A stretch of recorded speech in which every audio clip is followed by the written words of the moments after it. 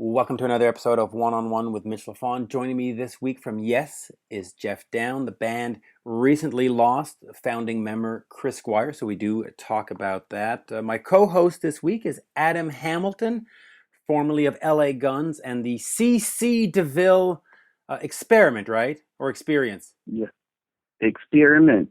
Yeah, but it must have been an experience as well, right? It was an experience and an experiment for sure. Yeah, absolutely. Now, in LA Guns, you got to play bass. Uh, did you take anything from Chris Squire in terms of, were you a fan of his? Did you Oh study yeah, him? man. Okay. Chris, absolutely. I discovered Yes a little bit later, but God, he was amazing, man. I still use some of his tricks in the studio of using a Marshall amp instead of a bass amp. Miking that up. He was a master. So amazing. So amazing guy, amazing sound, amazing writer. He was incredible. Yeah, it's a shame when we see our heroes pass away, but the band has decided to move forward in Yeah. his honor. They've hired Yeah. a new bassman, which in fact, you know the new guy, or you Yeah, Billy Sherwood. He was actually played guitar with him when Trevor left years ago. So he's been in the Yes camp and family for years. He's super talented musician, producer, and he actually talked to Chris before he found out Chris was sick, and Chris had said, I'm thinking about maybe not going to be able to tour. I've been having health issues, and I wanted to talk to you about doing the tour. And it turned out he passed away within those six weeks after that. And I'm glad they're continuing forward in his honor. That's great. I can't think of anybody better to do it than Billy in the gig.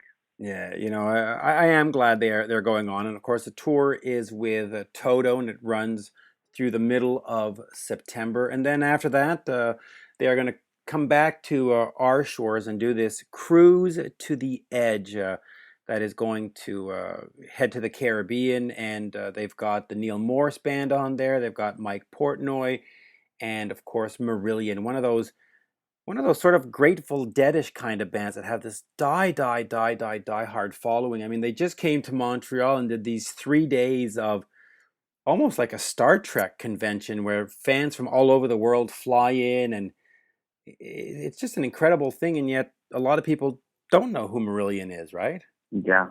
It's something. In terms of Geoff Downes himself, he, of course, has this other band that you may have heard of called Asia, right? Little band out of nowhere that people might have heard of. Are you an Asia fan at all, or did you? Oh yeah, absolutely. I think that first record was amazing. I'm bad song on it. I loved everybody in the band. Carl Palmer as a drummer was one of my drumming influences, and obviously everybody in the band was an incredible player. They're fantastic. Yeah, what's amazing about Jeff is that he can be in a band like Asia and put out albums, and they even put one out in 2014 called Gravitas. And then, well, as a hobby, he just plays in a band called Yes. And they've also released albums up until last year. And you've been in band situations, and just being in LA Guns and stuff, it's hard enough to try to make a living and get out there. And here they are, two bands, right? Yeah. Well, like you said earlier, we were talking about even three bands in the '80s. You had the Buggles with Trevor Horn. Yep. They had a huge hit. Video Killed the Radio Star. First video on So he's MTV sort of launched the 80s yeah, thing. first video that MTV ever played, right? I think so in America. Yeah, and it's funny. The one thing about that song, I was like in grade 7 when it came out, Yeah. and it would play on the radio all the time. And Yep. uh, my dad, for some reason, had a bugaboo about it. I think because they said "killed" in it, it would come on and goes, "I don't want you to listen to that song. Kill, kill, kill." Exactly. And it was just like, wow, that's sort of silly because it's a song. I mean, I'm not, Yeah. I'm not a psychopath here, and they never banned anything else in my life, but my dad had a bugaboo about that one song. My mom, on the other hand, really hated "I Don't Like Mondays" by the Boomtown Rats because it talked about a school shooting, so she wouldn't let me Yeah. listen to that one. But Yeah. yeah, video killed a radius. So I mean, Geoff Downes, just getting back to the positive about it all. Video killed a radio star. Heat of the Yeah, moment. You can't even name all the Yes hits because there's just too many. We'd be here for the next 45 yeah, minutes. Um, you look at me doing the podcast, at you trying with LA Guns, and all, just doing one thing is hard enough. And here's Jeff like, meh, I'll just do three. Not a problem. yeah. 3 successful careers in music, pretty much. Hit after hit, on to the next one. Hit after hit, on to the next one. Hit after hit. Yeah. That's pretty fascinating. Yeah. It's interesting you point that out. I'd like to find out other musicians in history who've been that successful in 3 or more bands. I mean, now I'm going to have to go do some Google research. Now you've got me interested. Now I got you. Yeah, and it's funny. And I asked him during the interview. I say, when you're writing a song, do you have sort of a Yes pile and a Asia pile and a whatever? He's like, no, no, no. When it's time to work on Yes, I just write some Yes songs, and when I'm done, I go work on Asia. I write some Asia songs. What's the problem there? Like it's not even. Must Uh, must be nice being a musical genius. I wouldn't know. yeah, it's almost as if he's like, what, you can't do that, Mitch? Wait, what's wrong with you? And it's like, no, no, no, you don't understand. This is unique. This is a talent. But Yeah. hey, that is good old Geoff Downes. Great Wow. musician. And the other thing, by the way, other than the three bands, is the longevity. It's not like he's done Yeah. three bands in like 2013, 2014, 2015, and I'm still sort of fresh and happening. You're looking at 35, 40, 45 years of career Yeah. and just brilliantly successful. That's amazing. That's an amazing thing. Yeah, absolutely. So why don't we listen to Mr. Downes, and then we'll come back and wrap this episode up. Here is Fantastic. Geoff Downes. Geoff, always a No, pleasure to talk to you. So much going on. You've got the Yes and TOTO tour coming up. You've got the cruise to the edge. Um, what motivates you to get out there and get on the road?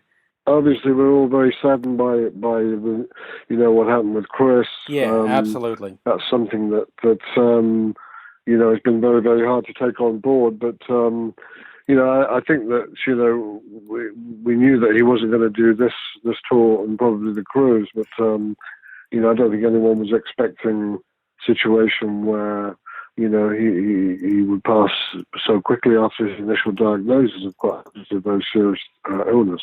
Mm-hmm.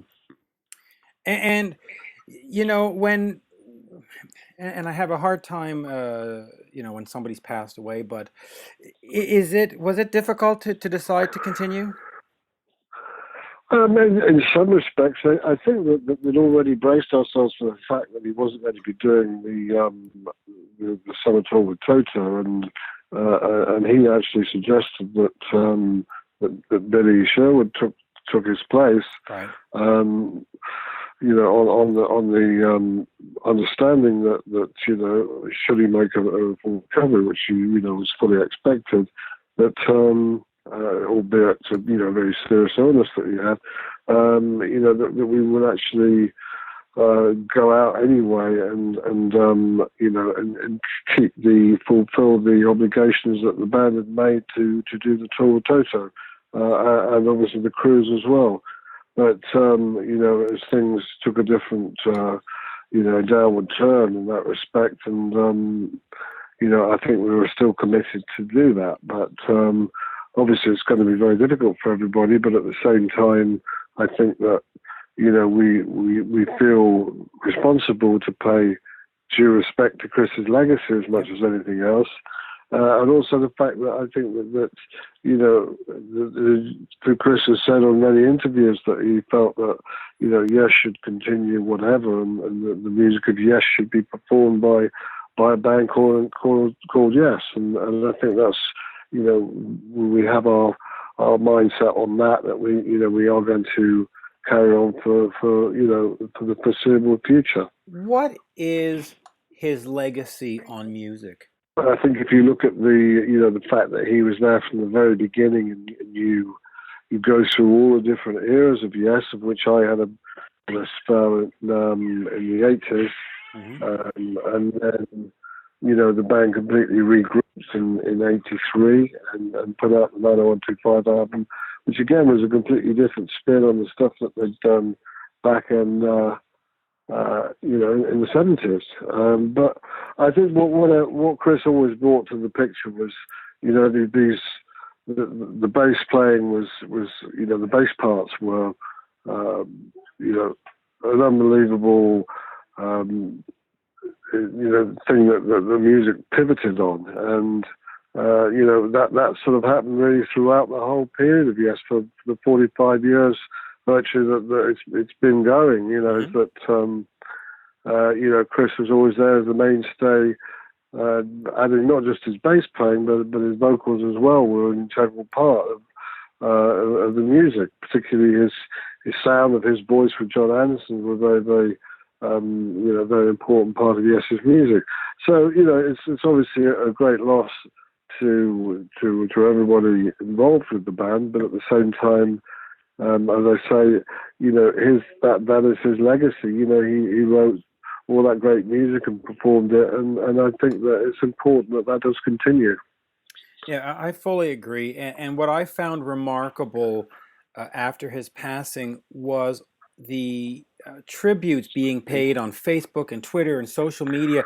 And it wasn't just bands that are in a similar genre. There were heavy metal artists, jazz artists, pop artists. His influence was so wide-ranging. Absolutely. I think that the people like Steve Stevens, from plays with Billy Idol, and all kinds of different people, the Foo Fighters. Mm-hmm.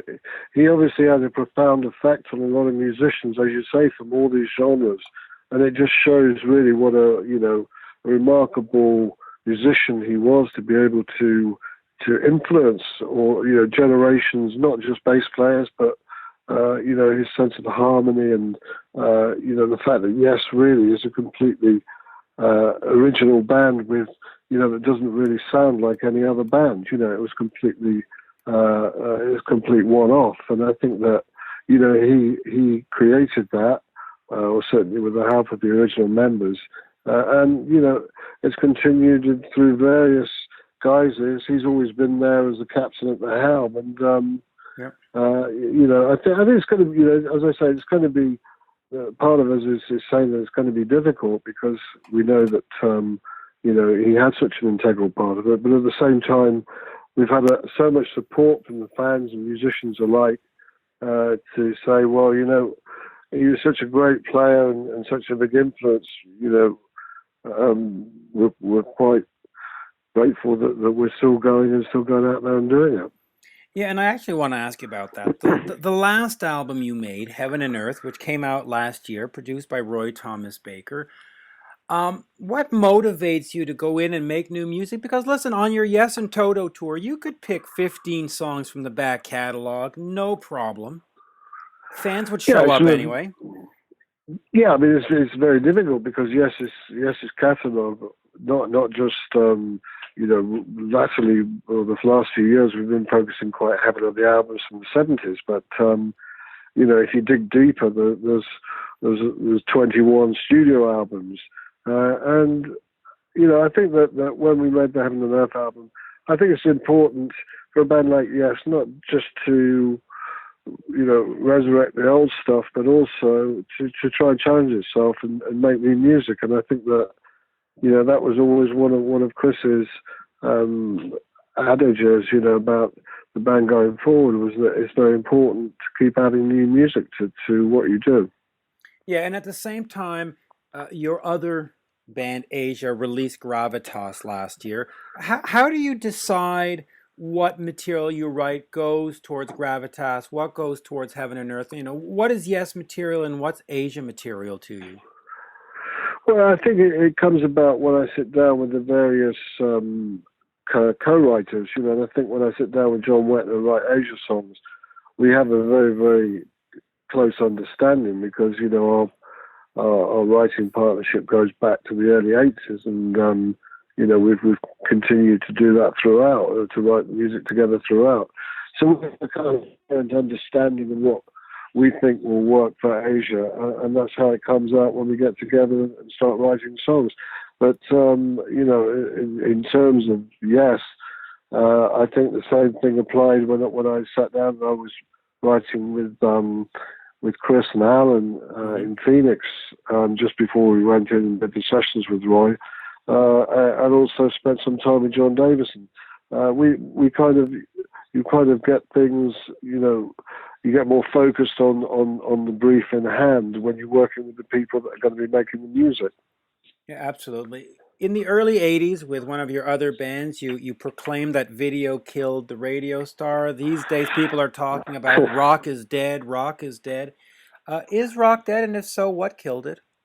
When people put songs on the radio, apart from the sort of the current stations, I think, if you walk back, I Want to Know What Love Is by Foreigner or Journey song or something like that, I think that, that era of rock music, particularly in the late 70s and 80s to the end of the 80s, garnered an enormous amount of evergreen songs that kind of became buried into people's psyche.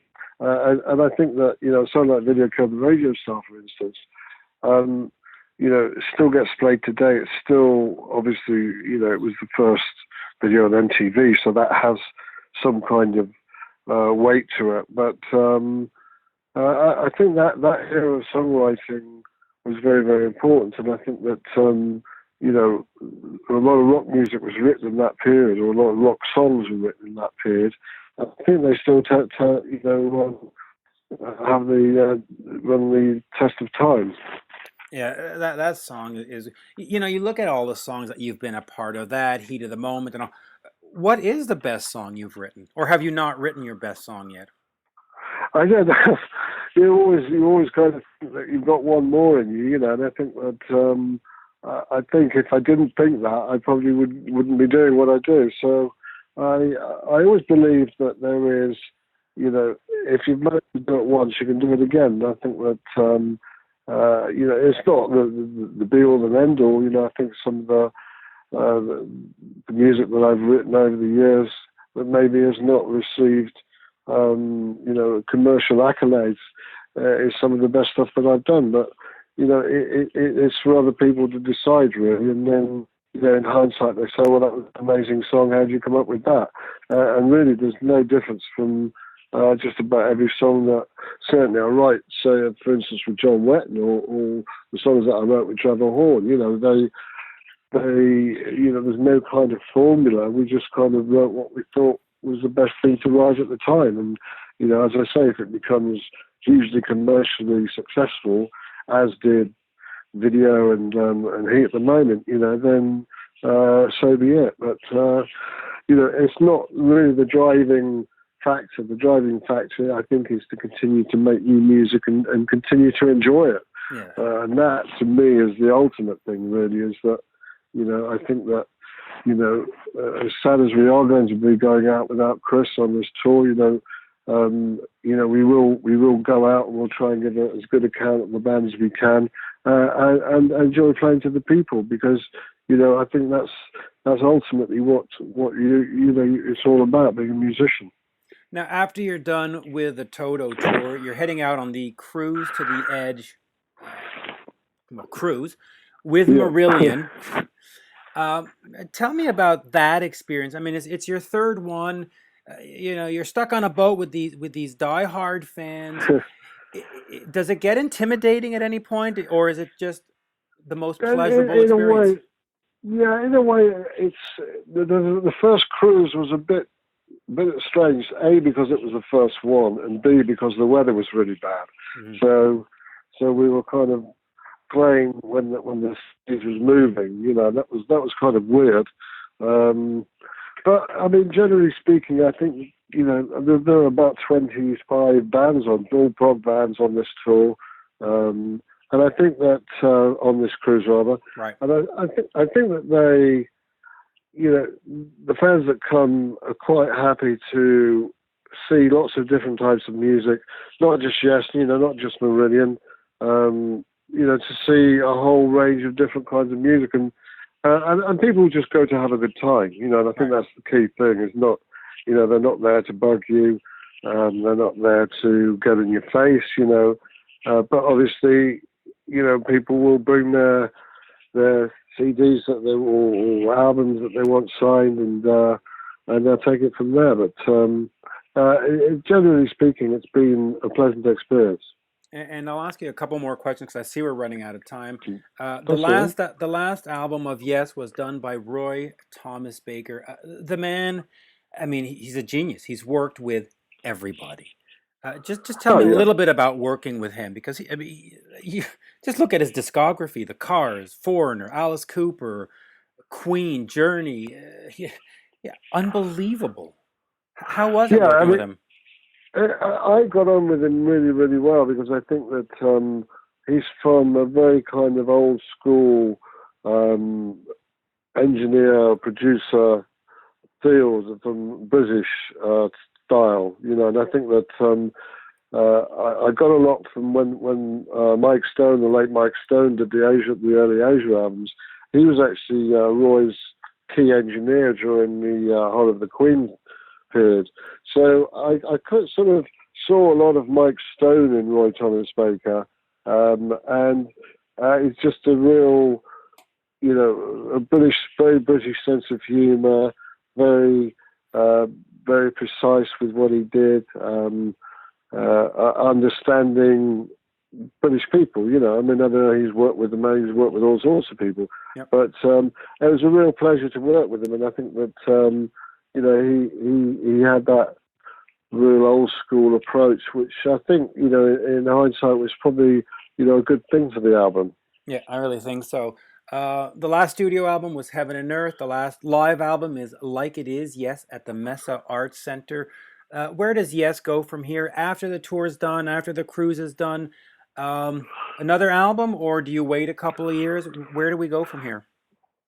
Well, we have a European tour booked next year, which was, again, was booked or put in the diary before Chris got sick, and I think that again, we'll take we're going to take it bit by bit. I don't think we can say Yes is planning this, that, and the other for the next 2 or 3 years. I think that, we need to see that the band is gelling. Obviously, Billy has a huge job on his hands, taking over from, taking Chris's place. Mm-hmm. And, we'll really just have to see how it all gels, that we have a band that's capable of going forward and capable of making new music. Those are the key things that we want to, hopefully will come to fruition. Yeah, and then the last thing, Asia had Gravitas in 2014. Where do you see yourself going in the future with Asia? Is there another studio album, a tour? Where are we going? Well, I think that John was very sick as well a few months ago, and he had a serious operation, which he's recuperating from, thankfully. But we're concentrating probably on writing some new material for a new Asia album sometime next year, and hopefully we'll carry on really where we left off on Gravitas. But as I say, it's one of those things where we're just getting our head writing some. In fact, we've been writing for the last few weeks. We've been writing some new songs together, and with Asia in mind. So. With a bit of luck, we'll be back on up and running next year sometime. Oh, I certainly wish it for you. You've done work with other, bands and stuff. Is there anything outside of Yes in Asia that you might be doing in the next little bit?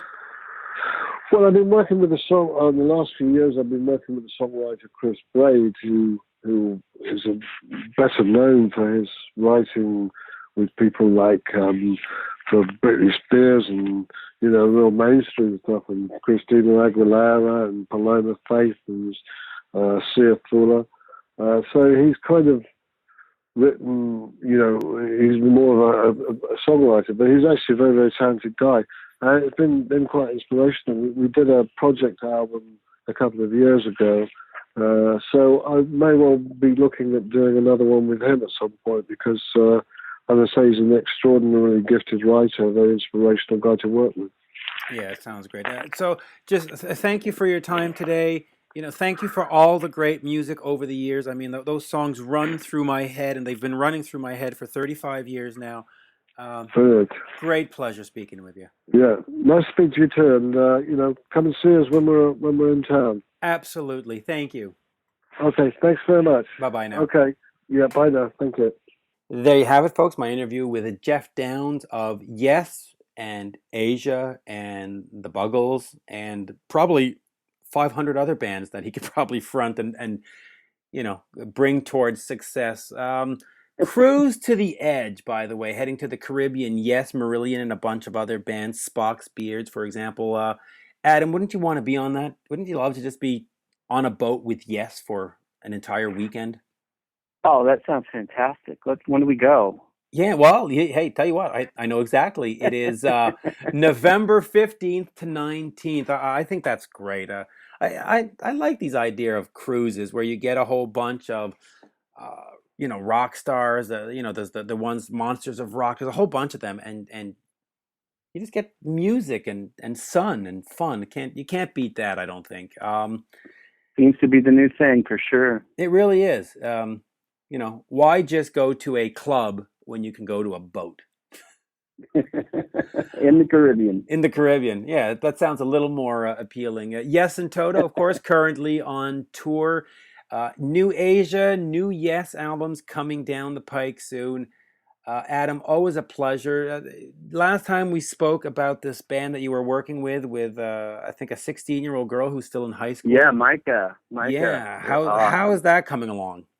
It's great. They're on tour right now, going into the fall. They're going up on the East Coast, and then we're going to get back in the studio, and we're going to start doing pre-production on single number 2 and see what happens. But they are awesome. They're inspiring. They come in and they look like rock stars, and they plug in and they play so great. And one of them is still in high school. I mean, little singer Devin Micah is just like such a great songwriter. They're just awesome, man. They're one of the few young bands that I really am inspired by because they're the real deal. They didn't grow up learning how to do everything in Pro Tools, and they just know how to play great. They don't even know how to run Pro Tools. They're kind of old school. I love it. Do they have a Facebook or a website or anything people can go check out? Oh yeah, you can find them. Micah Band, I think, is maybe they're on Twitter. They're on Facebook. MYCAH, Devin Micah, and Lexi Lynn Frazier are the guitar. It's Devin and Lexi are the singer and guitar player, and hit them up on Facebook and say hi and check out their stuff. They're amazing. Oh, very much looking forward to checking that out. And of course, check out the cruise, check out Yes and Toto on tour. Adam, always a pleasure. Where do we find you? We find you at what? It's Adam. Hold on, you've got a whole bunch of numbers on your Facebook page, right? Yeah, Adam Hamilton 111169. And you can find me at Adam Hamilton 1 on Twitter. I'm pretty easy to find on Facebook. Just hit Adam Hamilton. There you go. And you can find me on Twitter at Mitch Lafon. Same thing for Periscope, Instagram. My Facebook page is facebook.com Mitch Lafon, and also the One-on-One with Mitch Lafon Facebook page. In fact, just Google Mitch Lafon and you can pretty much find all kinds of interesting stuff. That's in fact how I spend my evenings, just Googling myself. It's fascinating. That's when my wife wants to talk to me. I just go, just Google me. You'll find everything you need to know. Yeah. She goes, honey, what time are you home? I go, Google it. It's easier. It's easier that way. There you go. Always a pleasure. You too. Loved Mitch. having Thanks, you on man. the Dead Daisies episode and the other episode we did together. Fun. Thank you. Yeah, man. Thanks for having me, Mitch. Absolutely. And there you go, folks. Cheers.